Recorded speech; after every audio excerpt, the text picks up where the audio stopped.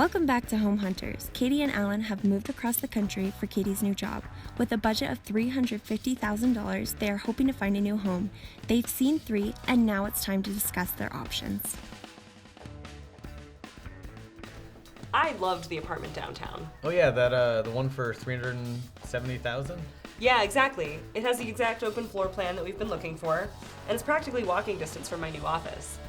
I agree, but look, there was no yard. I mean, we are planning on having kids, and I'd like to be able to play with them outside someday. That's true. But the kitchen was magnificent, you know? It was exactly the kind of place that I could imagine our whole family gathering someday. Good point. We have plenty of room to cook, and that is my dream stove, so... But don't forget though, on top of being a little over budget, that sex dungeon was a joke. It really was. Well, what about that farmhouse that we saw for $340,000? Oh, I loved that one. That had a certain feel that just reminds me of home. The yard was huge.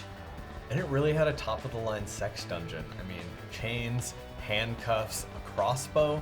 It's totally gross and basically everything I've been looking for. I know. It was a good sex dungeon.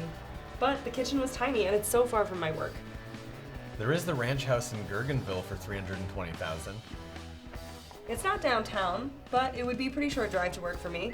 Not to mention I love how unique the design of it is. It's got a really cool open feel. The art isn't bad either. It's just, I really wish it had a sex dungeon.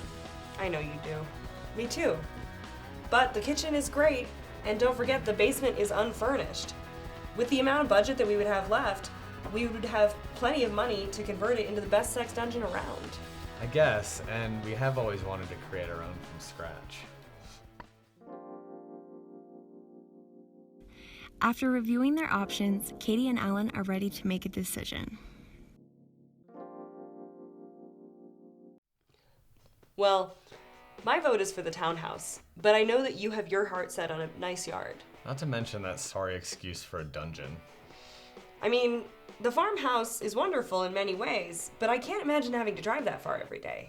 Yeah, I think our best compromise is gonna be the ranch home. I agree. The kitchen is a little small, but it's definitely the type of place where I could see us building a life. And a world-class sex dungeon. Of course. Let's call Jeff and make an offer. Okay. We're so happy with our decision. And having this place has made getting used to my new job a whole lot less stressful. And your commute isn't too bad, right? Not at all. And there wasn't a lot of competition for the place. Our realtor Jeff was actually able to get it for us for $10,000 under the asking price. And that leaves us with almost $40,000 for renovations, so we're getting started by converting this basement into the nastiest sex dungeon this side of the Mississippi. We've actually started making some renovations already. It's gonna be a big process, but we're really excited to get to it. We just can't wait to get our new life started. And I just can't wait to feel my ass pucker around the wrong end of a hammer.